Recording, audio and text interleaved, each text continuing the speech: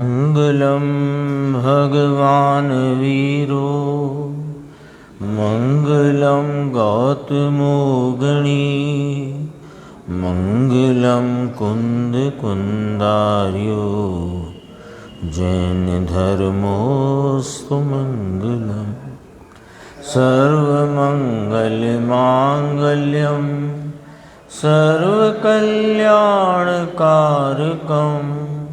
प्रधानं सर्वधर्माणां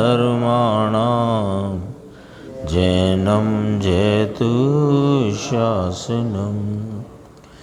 मैं नमो तीर्थनायक को, नमो ओंकार वाणी को, नमो उन कुंद प्रभु को जिन्होंने ओंकार धारण की। आहो उपकार जिनवर का, कुंद का दिव्य वाणी का, जिन कुंद ध्वनि दाता उनका हान स्वामी का। चिदानंदिक रूपाए जिनाए परमात्मने, परमात्म प्रकाशाय नित्यं सिद्धात्मने नमः। आचार्य योगेंद्र देव कृत ये परमात्म प्रकाश ग्रंथ और इसके प्रथम महाधिकार की 97वें नंबर की गाथा है, जो आज गुरुदेव श्री ने अपने व्याख्यान में प्रारंभ की। कुछ चर्चा 96वें नंबर की गाथा की आई थी, अपनी चर्चा उसमें मुख्य बिंदुओं पर हो चुकी है, तो 97वें नंबर की गाथा इसकी अपन आज पाठ करते हैं। अप्पाझायिणिम्मिलौ किम बहुए अन्येण, जो झायन्त हम परम पौ लभै एक खणेन। निर्मल आत्मा को ही ध्याओ, अन्य बहुत कहने से क्या। आत्मा का जो ध्यान करें वे क्षण में शिव पद प्राप्त करें।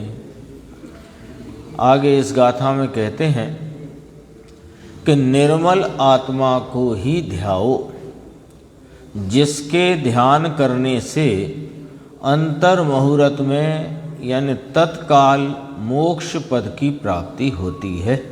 हो माने होती है। निर्मल आत्मा ही ध्याने योग्य है और उसके फल को भी बताया कि जिसके ध्यान करने से अंतर मुहूर्त यानी तत्काल ही मोक्ष भाव की, मोक्ष पद की प्राप्ति होए, ऐसा है ये निर्मल आत्मा। ऐसी है इसकी सामर्थ्य, ऐसा यह ध्येय रूप भाव है कि जिसको ध्याने से शीघ्र ही मोक्ष की प्राप्ति होती है। जगत में और कोई दूसरा ऐसा नहीं है। अन्य को ध्याने जाओगे तो विकल्पों की उत्पत्ति होगी और संसार की वृद्धि होगी, और एक निर्मल आत्मा, अपना निज आत्मा निर्मल, वो ही ध्याने से मोक्ष पद तत्काल मिलता है। ये इस गाथा में कहा। अपन ने इसके जो पद्यानुवाद है उसमें भी देखा कि निर्मल आत्मा को ध्याओ, अन्य बहुत कहने से क्या। ना ये स्वयं योगेंद्र देव ने कहा ना, देखो, अप्पा जाये निम्मलौ किम बहुवे अन्येण, अन्य बहुत क्या कहें। एक सीधी सच्ची और सरल बात है कि मैं निर्मल स्वरूप हूँ, अनादि अनंत हूँ, ध्रुव ज्ञायक हूँ। बस ये आत्मा है, इसको पहचान कर, इसकी प्रतीति करके इसको ही ध्याओ। ये इस पूरे जो प्रकरण चल रहा है उसका सार है। इस गाथा में कहा वो पूरे प्रकरण का सार है। क्योंकि आत्मा का जो ध्यान करें वे क्षण में शिव पद प्राप्त करें। अन्वयार्थ देखते हैं। हे योगी, तू निर्मल आत्मा का ही ध्यान कर, अन्येन बहुना किम, और बहुत पदार्थों से क्या। देश काल पदार्थ आत्मा से भिन्न है। देखो ये क्या कहा है यहाँ, देश काल पदार्थ आत्मा से भिन्न है, उनसे कुछ प्रयोजन नहीं है। यानी यहाँ अपन देखो तो इनडायरेक्ट रूप से यहाँ ये कह दिया गया है कि कोई क्षेत्र, कोई काल और कोई विशेष प्रकार का शरीर का संयोग, वज्र विषम नारा संगनन इत्यादि, यदि टीका में आएगी वो बात, तो उनसे आत्मा सदैव भिन्न है।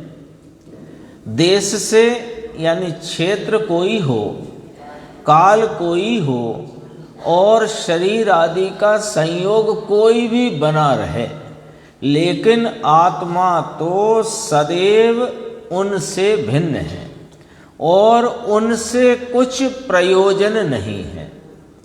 फिर कहा रागादि विकल्प जाल के समूहों के प्रपंच से क्या फायदा।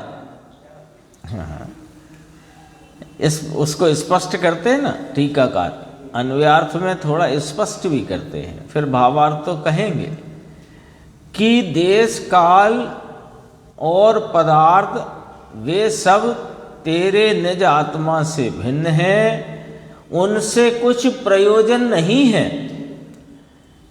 जब उनसे कुछ प्रयोजन नहीं है तो उनके प्रति उपयोग की वृत्ति से उठने वाले रागादि विकल्प जाल के समूहों का प्रपंच, ये दो बातें आ गई ना। निज आत्मा अपना निर्मल आत्म स्वरूप जिसके ध्याने से तत्काल यानी अंतर मुहूर्त में, उसी को शब्दांतर से तत्काल कहा, तत्काल ही मोक्ष पद, शिव पद, सुख पद की प्राप्ति होती है।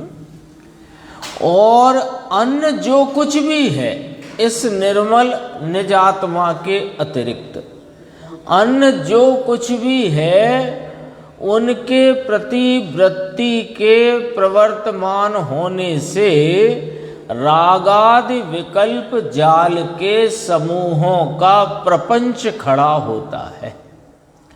उनसे कोई फायदा नहीं है, वे तो दुख रूप हैं और दुख के कारण है। आया ना समय सारणी में, विकल्प रूप वृत्ति जो कोई भी है आश्रव है, वे विपरीत हैं, असुचि हैं, दुख रूप हैं, दुख के कारण है। तो रागादि विकल्प जाल का समूहों का प्रपंच ये कैसे खड़ा होता है कि इस निज आत्मा के अतिरिक्त किसी के प्रति भी उपयोग वृत्ति के प्रवर्तन में यह रागादि विकल्प जाल के समूह का प्रपंच खड़ा होता है और उससे कोई फायदा नहीं है। तो फिर क्या करना, तो कि एक निज स्वरूप को ध्याओ। क्यों ध्याएं, वो भी यहाँ कहते हैं, यम ध्याय मानानाम एक क्षणेन परम पद लभ्यते। जिस परमात्मा के ध्यान करने वालों को क्षण मात्र में मोक्ष पद मिलता है। नगद है ना, ये कहा। देखो भावार्थ, सब शुभ अशुभ संकल्प विकल्प रहित निज शुद्ध आत्म स्वरूप के ध्यान करने से शीघ्र ही मोक्ष मिलता है। इसलिए वही हमेशा ध्यान करने योग्य है। लो, हमेशा का अर्थ समझ गए। सर्वदा, सदैव, हमेशा माने सदैव। तो अभी तो पहले प्रथम भूमिका में तो देवगुरु शास्त्र के प्रति भाव जाना चाहिए, और फिर आत्मा के प्रति तो जब आत्मा का भान हो जाए फिर आत्मा को ध्याएंगे। तो कहा कि नहीं, सदैव आत्मा को ध्याओ। क्यों? कि दोनों का रिजल्ट तुम्हारे सामने रख दिया ना। एक निर्मल निजात्मा के अतिरिक्त किसी भी प्रशस्त अप्रशस्त शुभ अशुभ निमित्तों के प्रति वर्तने वाली तुम्हारी उपयोग की प्रवृत्ति, उसके फल में विकल्प का प्रपंच जाल समूह प्रपंच खड़ा होता है। गुरुदेव ने उदाहरण दिया था, जैसे सूत काटते हैं ना, कपास में से सूत काटते हैं पौनी से, तो वो सूत की लाइन चलती जाती है। फिर कहा मकड़ी जैसे जाला बुनती है, ऐसे इसने विकल्पों का जाल स्वयं बुन रखा है बहिर्मुख वृत्ति प्रवृत्ति द्वारा। तो उसका तो नुकसान ये है कि वह तो सदैव संसार में ही रखने वाला है, और उससे भिन्न एक सर्व पर पदार्थों से भिन्न एक निज निर्मल आत्मा ही ऐसा एक विषय, ध्येय रूप विषय है कि जिसके ध्याने से शीघ्र ही मोक्ष मिलता है। शीघ्र ही, उसका दृष्टांत भी दिया। इसलिए वही हमेशा ध्यान करने योग्य। साहिब प्रथम भूमिका में तो कि देखो, प्रथम भूमिका में तुम्हारी वृत्ति कहाँ जाती है वो भूमिका प्रमाण में वर्तती है, लेकिन ध्याने योग्य क्या है ये निर्णय तो पहले चाहिए ना। ध्याने योग्य तो सबको सदैव एक निर्मल आत्मा ही ध्याने के योग्य है, ध्यान करने योग्य है। देखो यहाँ फिर दृष्टांत से चर्चा की है, बात तो बहुत संक्षिप्त और सीधी है। ऐसा ही बृहद आराधना शास्त्र में कहा है कि 16 तीर्थंकरों के 24 हुए ना इस काल में, तो 16 तीर्थंकरों के एक ही समय तीर्थंकरों के उत्पत्ति के दिन, पहले उत्पत्ति के दिन ही पहले चारित्र ज्ञान की सिद्धि हुई, फिर अंतर मुहूर्त में मोक्ष हो गया। ये क्या कहना है, ये समझना जरा बात को। तीर्थंकरों को तत्काल मोक्ष नहीं होता है ना, उनका नियोग इस प्रकार का बना है, बंध इस प्रकार का पड़ा है। तीर्थंकर प्रकृति का बंध है ना, तो वो दिव्य ध्वनि आदि का कार्य तो होगा ही। लेकिन यहाँ क्या कहना है कि 16 तीर्थंकरों के का जो तीर्थंकरत्व प्रगटा, उसमें उन्होंने तो दीक्षा ली और केवल ज्ञान ले लिया, मोक्ष तो बाद में होगा। लेकिन उनकी दिव्य ध्वनि जैसे ही खिरना प्रारंभ हुई, वहाँ जिन साधुओं ने या जिन जीवों ने साधुपना अंगीकार किया, स्वरूप को ध्याया, केवल ज्ञान प्राप्त किया और मोक्ष ले लिया अंतर मुहूर्त में, ये कहना है। अंतर मुहूर्त में मोक्ष। तीर्थंकर को तो मोक्ष बाद में होगा, लेकिन उनकी दिव्य ध्वनि खिरी और उस समूह शरण में जो आए जीव भव्य, उनमें से कोई ऐसे भी कि जिन्होंने दिव्य ध्वनि सुनकर दीक्षा ली और आत्मा को ध्याया और केवल ज्ञान प्राप्त किया और मोक्ष प्राप्त कर लिया अंतर मुहूर्त। इसलिए मनुष्य ऐसे ये आत्मा की सामर्थ्य की बात बताना है, उनकी दिव्य ध्वनि का निमित्त की बात नहीं बताना है। भगवान आत्मा की ऐसी सामर्थ्य है, इस निर्मल आत्मा की ऐसी सामर्थ्य है कि इसको ध्याए तो अंतर मुहूर्त में पूर्ण आत्मलाभ की प्राप्ति हो। ऐसा ये निज आत्म तत्व महिमावान है, ये कहना है मूल तो। अनंत जीवन है ये अंतर मुहूर्त में। तीर्थंकरों को तो बाद में मोक्ष होगा। यहां पर शिष्य अब अगला प्रश्न आ गया है ना। ये बात बृहद आराधना शास्त्र में से उसमें टीकाकार मुनिराज ने, आचार्य ने यहाँ पर प्रस्तुत करी। क्या काय की सिद्धि के लिए, इस बात की सिद्धि के लिए कि निज निर्मल आत्मा उसका ध्यान से अंतर मुहूर्त में मोक्ष पद की प्राप्ति हो जाती है, होती है। ये बताने को उसके संदर्भ में यहाँ पर ये बात प्रस्तुत करी कि 24 तीर्थंकर हुए ना इस काल में। 16 तीर्थंकरों को क्या है कि उन्होंने दीक्षा ली और केवल ज्ञान हुआ वो, और फिर उन्हें मोक्ष बाद में होगा। लेकिन उनके केवल ज्ञान होते ही अन्य कोई साधु या कोई जीव ही कहो, कोई जीव ऐसे हुए कि उन्होंने दीक्षा ली और पहले ही है ना उत्पत्ति के दिन पहले चारित्र ज्ञान की सिद्धि हुई और शिव पद प्राप्त किया, तो अंतर मुहूर्त में मोक्ष हो गया। तो तीर्थंकर को नहीं हो गया, उनके काल में अनेक साधुओं को, ये कहना है।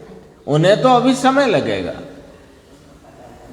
यहां पर शिष्य प्रश्न करता है, सिमंदर भगवान का काल तो कितना लंबा, अभी अपने यहाँ मुनि सुब्रत नाथ थे तब उनको तीर्थंकरत्व प्रकट हुआ था, और अगली 24वीं भरत क्षेत्र की होगी, उसमें जो 13वें तीर्थंकर होंगे तब उनको मोक्ष होगा। तो उससे कोई तकलीफ की बात का है। हाँ, तो अनंत आनंद, अनंत सुख, अनंत वीर्य, अनंत ज्ञान, अनंत दर्शन प्रकट हो गया, अनंत चतुष्टय प्रकट है, अनंत आनंद में रमते हैं, अनंत आनंद का भोग करते हैं, उसकी बात नहीं है।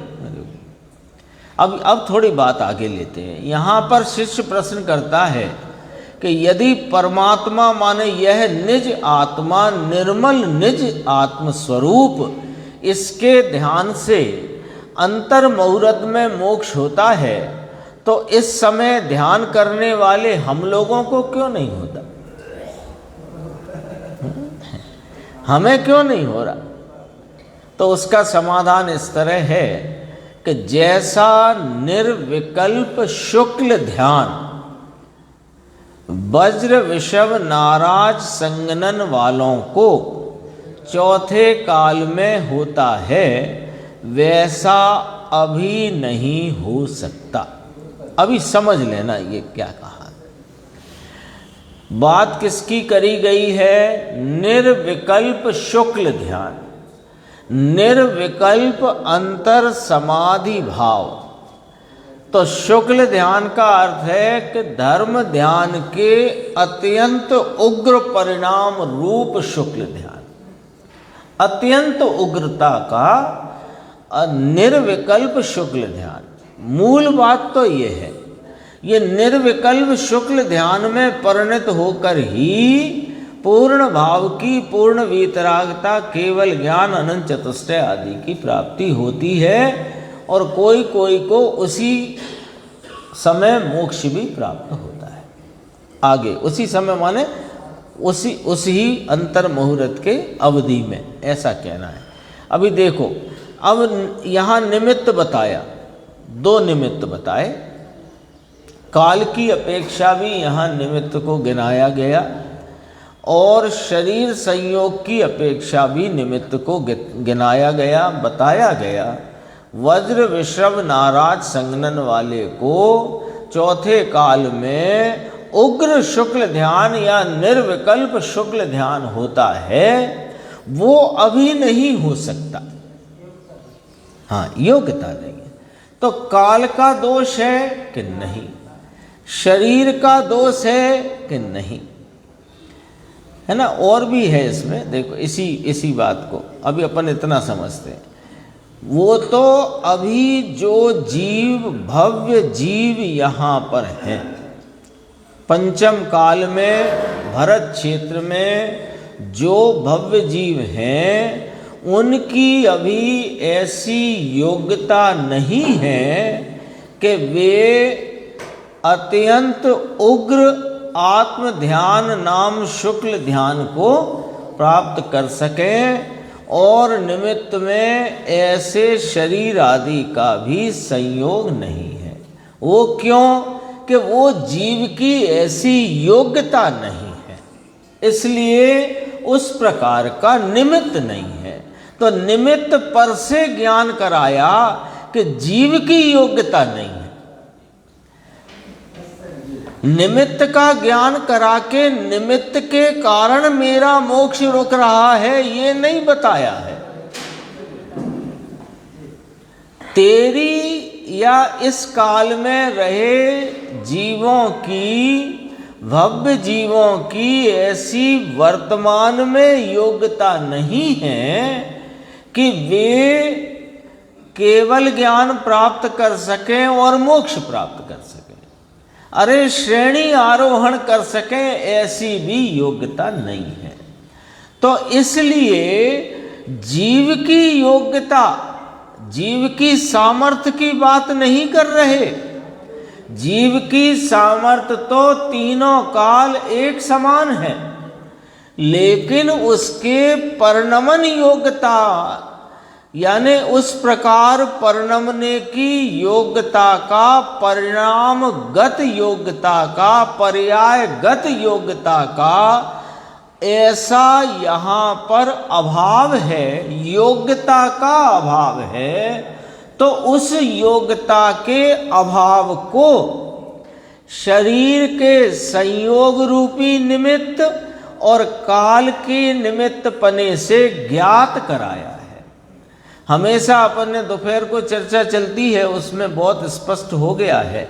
यहाँ भी बताते हैं कि निमित्त का ज्ञान कराने के लिए नहीं होता। ये सूत्र याद कर लो ये, क्योंकि निमित्त नैमित्तिक संबंध के द्वारा जिनवाणी में बहुतायत से कथन है, बहुतायत से।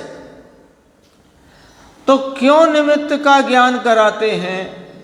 निमित्त का ज्ञान कराने की विधि या व्यवस्था वो तो व्यवहार की है। हाँ, व्यवहार से ही, व्यवहार की पद्धति में निमित्त का ज्ञान कराते हैं। सो यहाँ याद रखना कि निमित्त का ज्ञान कराने के लिए नहीं कराते हैं। निमित्त का ज्ञान तो परमार्थ का भाव बताने के लिए, वास्तविकता बताने के लिए निमित्त का ज्ञान कराते हैं। ये समझने की बात है। ये समझना है। अभी तो 5वां काल चल रहा है, भरत क्षेत्र है, शरीर भी ढीला पोला है, तो इसलिए हमको केवल ज्ञान नहीं होता कि नहीं, इस प्रकार न समझना। समझना इस प्रकार भाई, समझना इस प्रकार कि तुम्हारे आत्मा की सामर्थ्य तो ऐसी है कि जो अंतर मुहूर्त मात्र में केवल ज्ञान को प्राप्त कर सके, मोक्ष प्राप्त कर सके।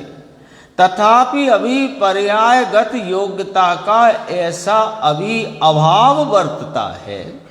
उस पर्यायगत योग्यता के कारण उस प्रकार के निमित्त यहाँ नहीं, ऐसा ज्ञान करा करके इस जीव की पर्यायगत योग्यता का ज्ञान कराया है। ये समझने की बात है। निमित्त का ज्ञान कराया है, निमित्त का ज्ञान कराया है, तो अपने को क्या हो गया, सुनना जरा, अपने को ये हो गया कि निमित्त का ज्ञान करना हमारी मजबूरी हो गई कि ना ना, निमित्त का ज्ञान करना मजबूरी नहीं है। निमित्त के ज्ञान द्वारा परमार्थ का, वास्तविकता का, यथार्थता का ज्ञान होता है, कराया जाता है। यदि मजबूरी की कोई बात कहो तो यथार्थ का ज्ञान करना मजबूरी है। मजबूरी माने जरूरी है। देखो अब आगे की बात कहते हैं।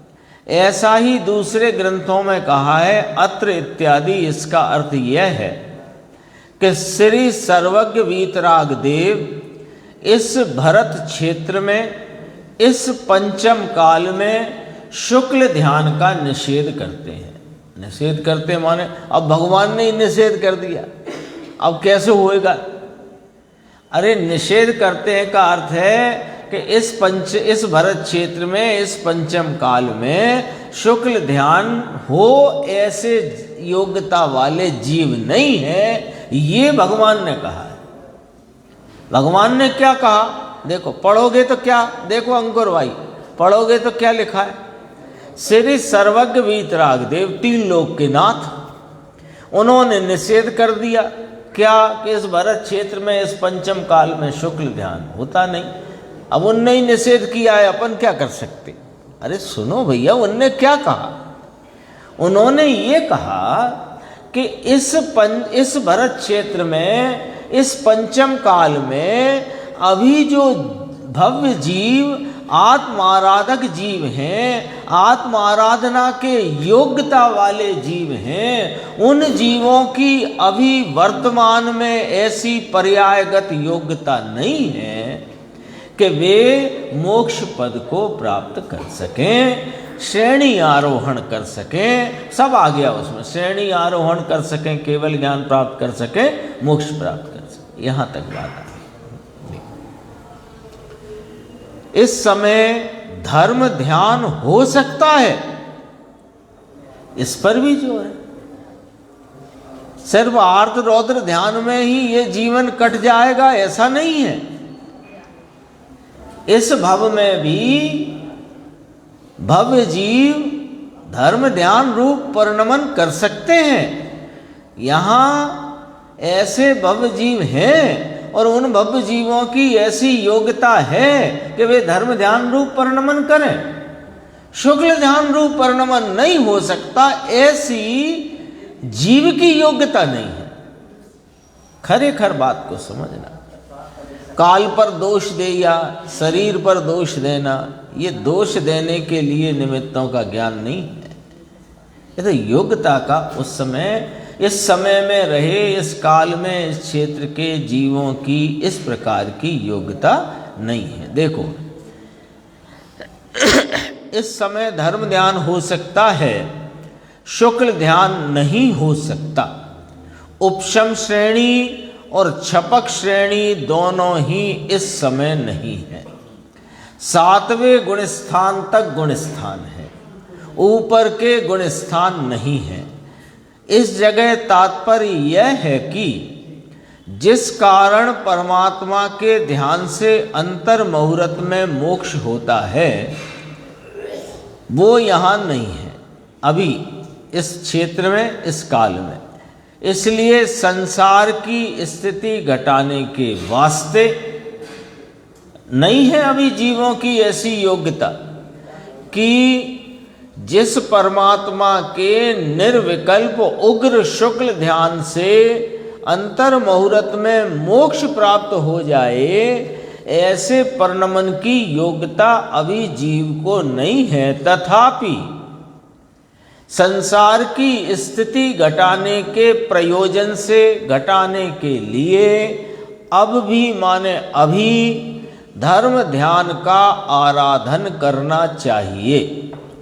अभी शुक्ल ध्यान नहीं हो सकता, ऐसा अभी इस काल में, इस क्षेत्र में रहे जीवों की योग्यता। लेकिन धर्म ध्यान की योग्यता है, तो धर्म ध्यान रूपी भाव से इस निज आत्मा का, इस पवित्र आत्मा का ध्यान करना चाहिए। उससे क्या होगा कि परंपरा मोक्ष भी मिल सकता है। मिल सकता माने धर्म ध्यान करेगा तो मिलेगा ही। परंपरा से माने इस भव से नहीं, आगे 2-1 भव 4 भव में नियम से वह मोक्ष भाव को, मोक्ष पद को प्राप्त करेगा। ये अब यहाँ परंपरा शब्द का अर्थ भी अभाव है। हाँ, इसमें ऐसा अर्थ न लेना कि देखो यहाँ परंपरा कहा तो आपने उसको रखकर परंपरा कहा,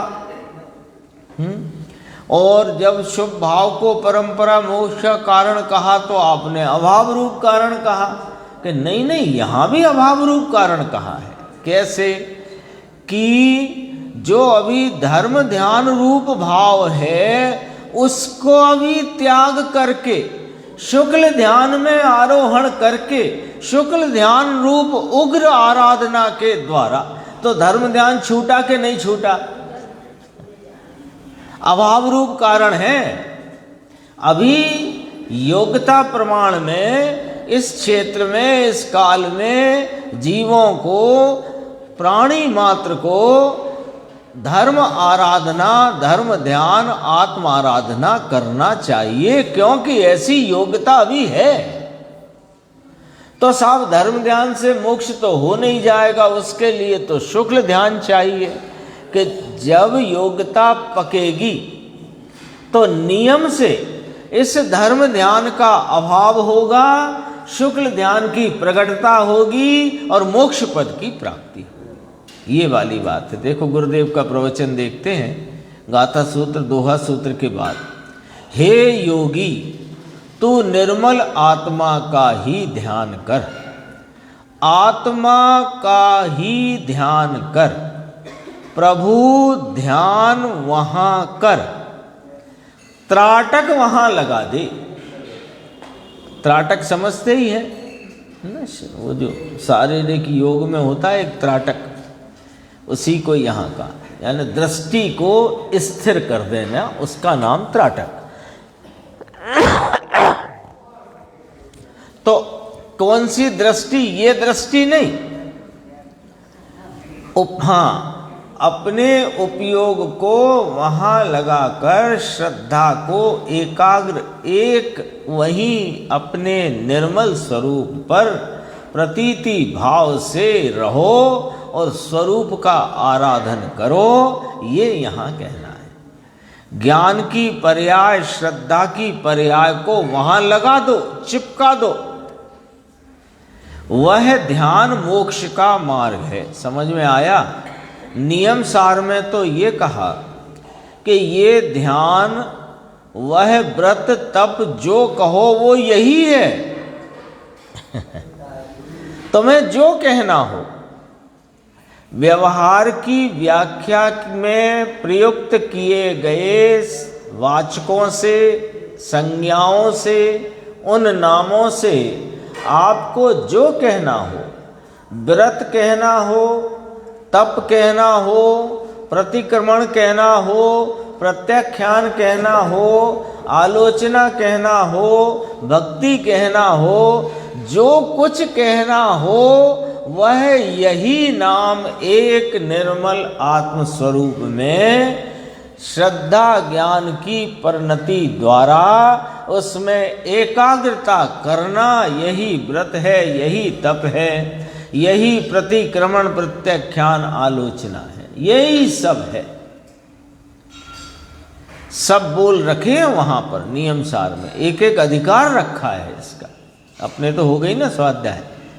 आचार्यों ने तो पूर्वा पर विरोध रहित, पूर्वा पर विरोध नहीं आता कि पहले कुछ कहा और अब कुछ कहा, पहले की बात में और अब की बात में आचार्यों के विरोध पड़े, ऐसी बात जिनागम में कहीं कहीं ही नहीं गई।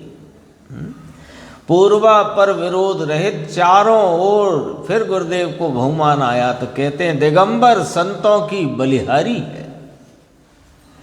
है ना। कई बार कहते हैं दिगंबर संतों ने केवली का मार्ग इस काल में इस क्षेत्र में खड़ा रखा है। केवली के केड़ाए थे, केवली के पथ पर अनुगमन करने वाले ऐसे दिगंबर संतों की बलिहारी है। क्या कहते हैं, उन्होंने मोक्ष के मार्ग के मंडप डाले हैं, मंडप डाले हैं, मंडप खड़े कर दिए हैं, फेरे नहीं, और उस मंडप से मोक्ष लेने वाले हैं। ब्याह शादी होती है ना, लगन, तो मंडप गड़ गया तो अब वो कार्य प्रारंभ हो गया, पूरा ही होगा। ऐसा ही है ना, लौकिक में ऐसा ही है। तो यहां मंडप डाल दिया है।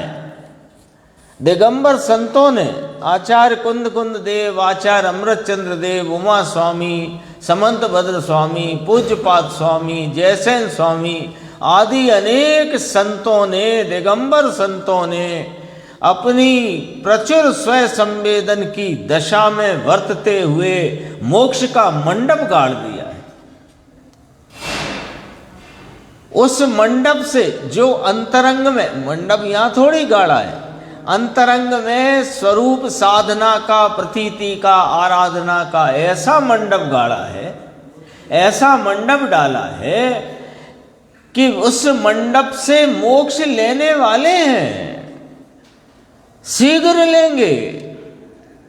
ये बात अमृतचंद्र आचार्य देव प्रवचन सार में कुंद कुंद आचार्य देव के लिए कहते हैं, जिनके संसार का किनारा निकट आ गया है। पंचम काल में अभी केवल ज्ञान नहीं, परंतु एक भव बाद लेंगे। देखो, और आगे भी थोड़ी चर्चा इसमें अपन देखते हैं। एक जरा अपने लिए एक बात आई है, 242 पेज, सबकी सुनी है, लेकिन थोड़ा सा रिवीजन करेंगे इसका। सबको पता है, लेकिन रिवीजन करते हैं। भगवान ऐसा कहते हैं कि त्रस की स्थिति 2000 सागर है, त्रस में रहने की। यानी जीव का हेड ऑफिस तो संसार का हेड ऑफिस, संसार का, जीव का नहीं, गलत हो गया कहने में। संसार का हेड ऑफिस निगोद है ना।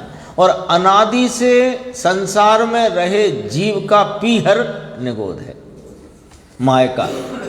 ठीक है, ऐसे कहो तो क्या कहा, उसमें से, उस हेड ऑफिस में से, संसार के हेड ऑफिस से अथवा संसार में रहा जीव अनादि से निगोद में रहा और कभी निकल करके आया।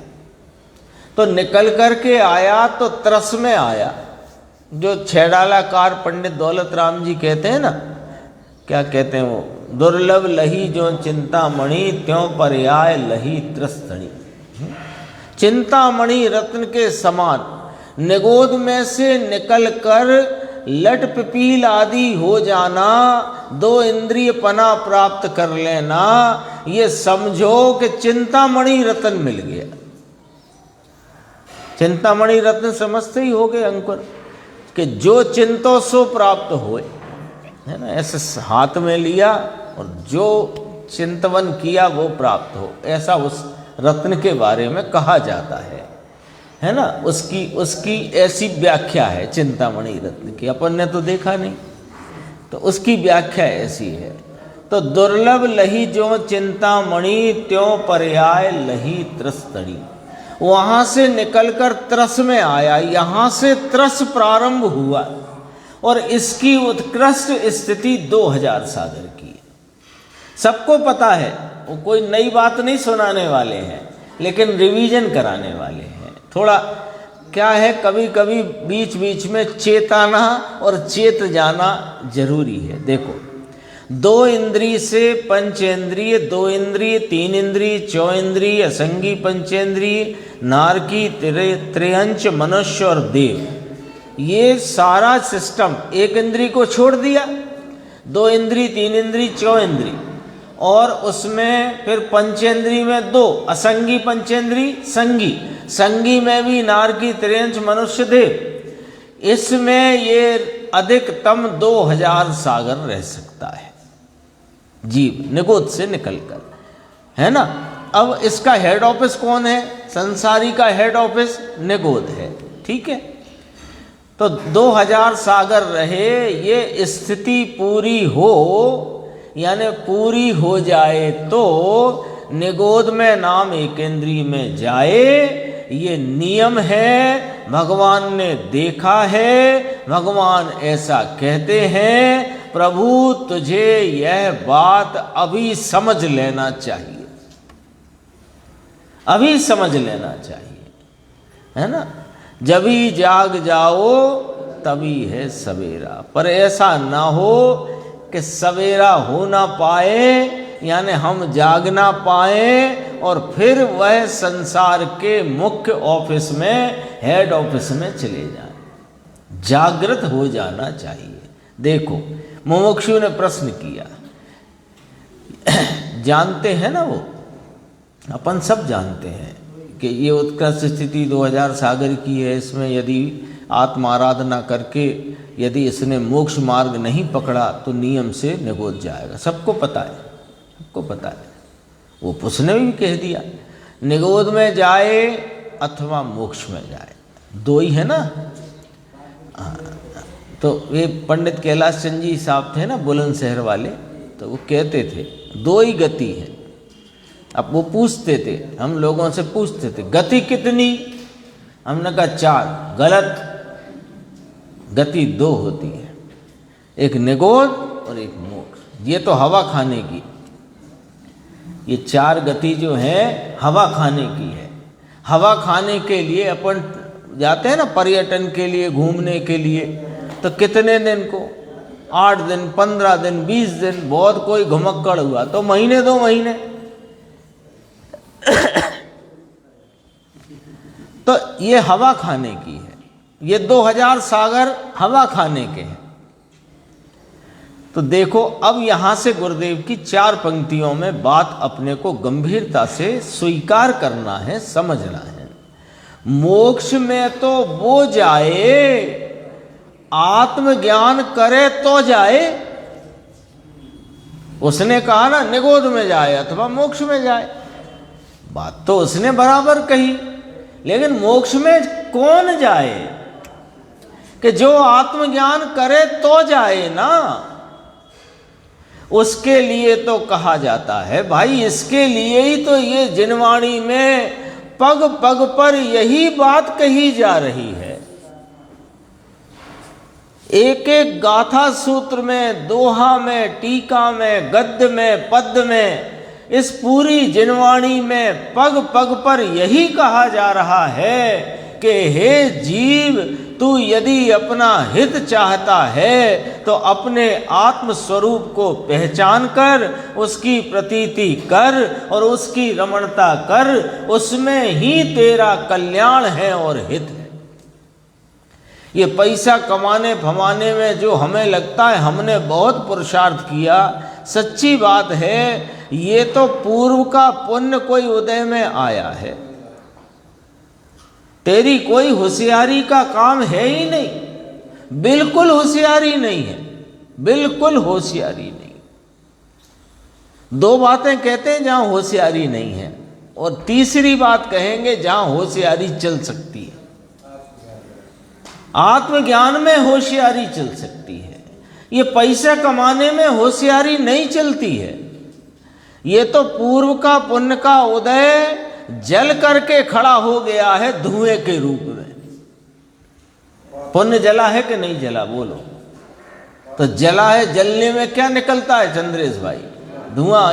ये धन संपत्ति, वैभव, बिल्डिंगें चारों तरफ, ये क्या दिख रहा है कि ये तेरे पूर्व के पुण्य का धुआं है। सच्चाई तो ये है। उसमें होशियारी समझता है कि देखो हमने कितना धुआं किया। बच्चे होते हैं ना, बच्चे, तो बच्चों को अकल नहीं होती है ना, समझ लो तो अपने को है कि नहीं वो अपने को मालूम पड़ जाएगी। तो बच्चों को अकल नहीं होती, तो घर में कोई कीमती चीज है और कीमती चीज उनने खेल खेल में जला दी, और जलाई तो उसमें बहुत धुआं हुआ। मान लो कोई कीमती वस्त्र जला दिया जो आपने खरीदा हो 2, 5, 10 हज़ार रुपये का, ऐसे वस्त्रों से भरा हुआ पूरी पोटली की पोटली जला दी मान लो, तो उसमें वो खुद भी खड़ा है, उसका धुआं देख देख के मस्त हो रहा है, और 2-4 साथी और बुला लिए कि देखो देखो ऐसा हो रहा है। पूर्व का पुण्य जल रहा है, धुआं उठ रहा है, ये सब चारों तरफ जो अनेक प्रकार के संयोग दिख रहे हैं, ये धुआं उठ रहा है। हम और हमारे साथियों को इकट्ठा करके अपना धुआं देख रहे हैं, दिखा रहे हैं, ये दशा हो रही है। दूसरा सरल काम है पुण्य करना। पुण्य करना एक, अभी तो ये पुण्य जलाने की बात कही थी, अब पुण्य करना भी होशियारी का काम नहीं है। वो भी क्या है कि पुण्य रूप परिणमन माने शुभ भाव रूप परिणमन, और तो कोई नहीं होता। पुण्य तो दरअसल पुद्गल कर्म का नाम है। जिस भाव से पुद्गल कर्म पुण्य रूप बंधे, उस भाव को भी आरोपित करके पुण्य कह देते हैं। दरअसल पुण्य क्या है? शुभ भाव है। शुभ भाव क्या है कि कषाय की मंदता का नाम शुभ भाव है। तो यहां तो कषाय का ही इंजन अपने आप ही चल रहा है, अपने आप चल रहा है। ये कषाय अपने आप तीव्र मंद तीव्र मंद तीव्र मंद तीव्र मंद होती रहती है। बस क्या हो जाता है कि जो कषाय कभी मंद होती है, उसके निमित्त में मान लो कोई स्थिति विशेष उसके निमित्त से कर्म में पड़ गई, और इधर फिर कषाय कोई मंद हुई, उससे भी कोई स्थिति विशेष कर्म में बंद में पड़ गई। ऐसी मंद कषाय के अनेकों भाव वे जब संचित होकर एक स्थिति को प्राप्त हो जाते हैं और फिर वो उदय में आती है, तो हमें ये सब तामझाम दिखाई देता है। सोचो जरा, विचार करो, एक एक समय के परिणाम की व्यवस्था इस प्रकार चलती है।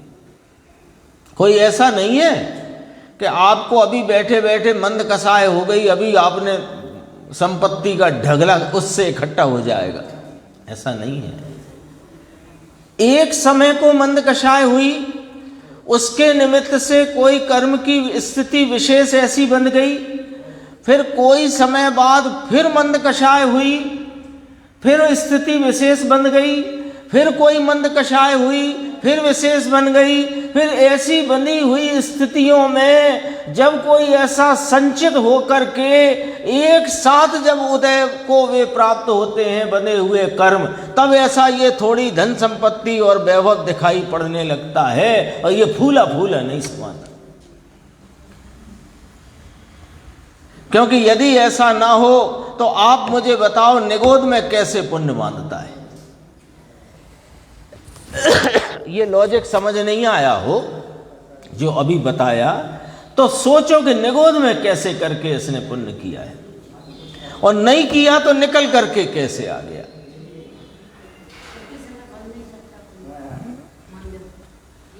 ये तो संचित होता जाता है। ऐसा कोई इस प्रकार से संचित होता है, कोई ऐसी स्थिति विशेष लेकर के कि वो एक साथ उदय में कहा, और हम भूले भूले नहीं समा रहे। हमारी होशियारी देखो, जब हमारे पिताजी गए या हमें पिताजी ने घर से बाहर किया तो 1 लोटा डोर और 2 रुपए थे नगद। आज देखो क्या देखें, क्या देखें। देखो अब 2 बातें हो गई, दो बातें हो गई।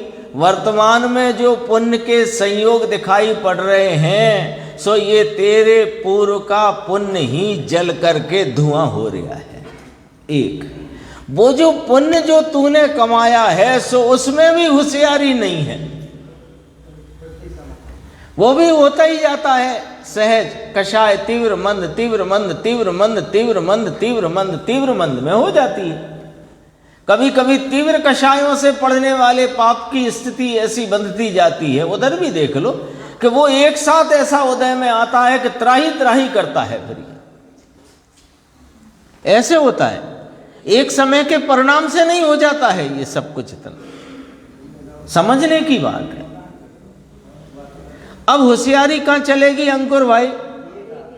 एक जगह कि जो मैं हूं उसे जानना, जो मैं नहीं हूं उसे जानना, आत्मा को आत्मा जानना और अनात्मा को अनात्मा जानना, आत्मा को आत्मा जानकर उसे पहचान कर उसमें अपनी आपरूपता की प्रतीति करना और उसमें ही एकाग्रता करना, तो तेरे को अल्पकाल में मोक्ष की प्राप्ति हो।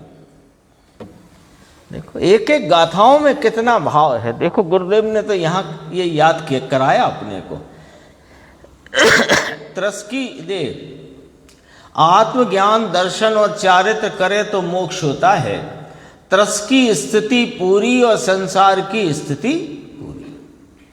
आत्मज्ञान नहीं किया, कहा आत्मज्ञान और सम्यक्त ना करे, और त्रस्की स्थिति माने उसकी म्याद पूरी और निगोद की स्थिति की शुरुआत। पासपोर्ट में जितने दिन का वीसा लेके गए हो, वो वीसा की अवधि खत्म, धक्का दे के भेज देते हैं बाहर। है कि नहीं? वीजा है जी 2000 सागर का, खत्म माने खत्म। इसमें यदि आत्मज्ञान कर लिया, धर्म ध्यान पूर्वक इस चैतन्य परमात्मा को पहचान लिया, तो भाई साहब निगोद का तो रास्ता ही भूल जाओ।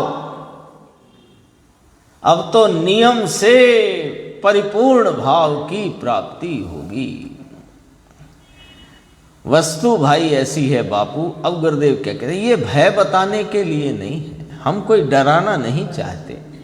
वस्तु की स्थिति ऐसी है, उसको समझो, समझ करके क्या निर्णय लेना है वो अपना निर्णय पक्का करो, और कौन आत्मा है कौन अनात्मा है, किसका ध्यान करना चाहिए, इस बात को नक्की करो। एक बहुत अच्छा उदाहरण गुरुदेव ने दिया था, संक्षेप में मैं बताता हूं।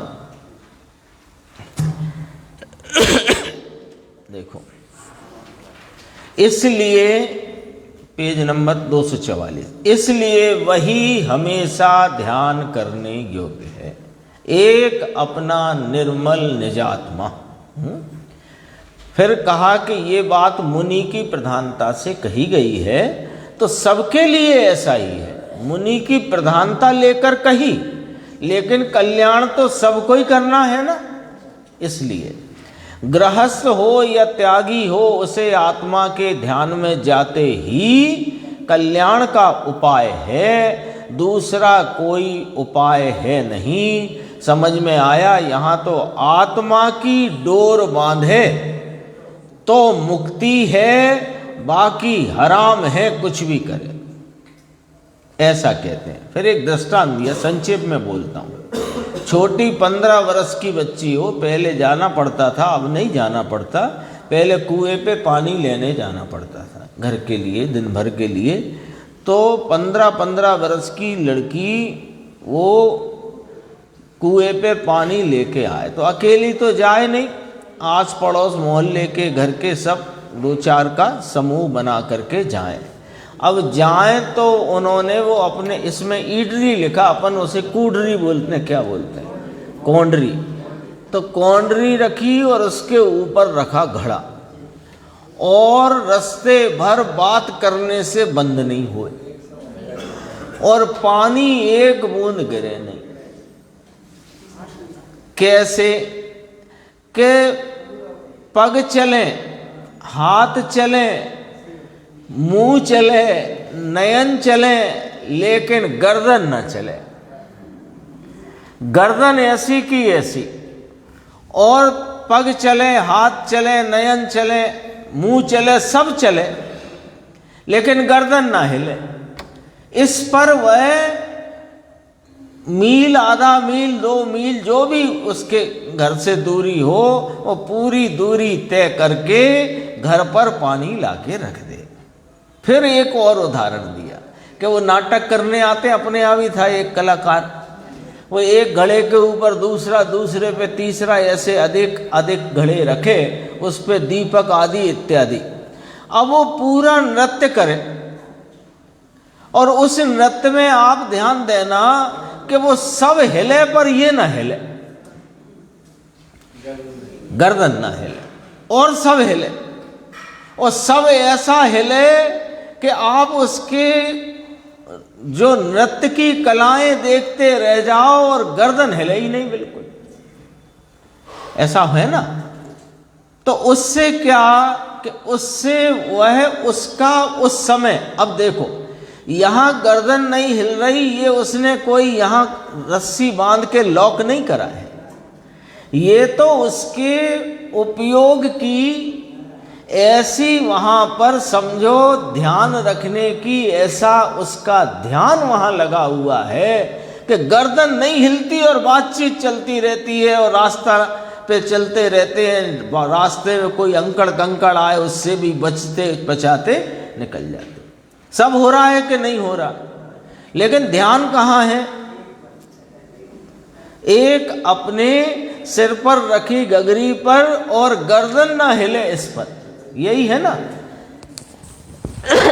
ऐसे ज्ञानी धर्मात्माओं के सब तरह का वृत्ति, दया की, दान की, पूजा की, घर गृहस्थी की, व्यापार की, राजा राजाई की, सब चलती रहे, लेकिन एक त्राटक रूप दृष्टि वह अपने ज्ञायक स्वभाव से चिगती नहीं, हिलती नहीं, इसलिए उसकी दृष्टि से कभी भी अपना ज्ञायक भगवान ओझल नहीं होता।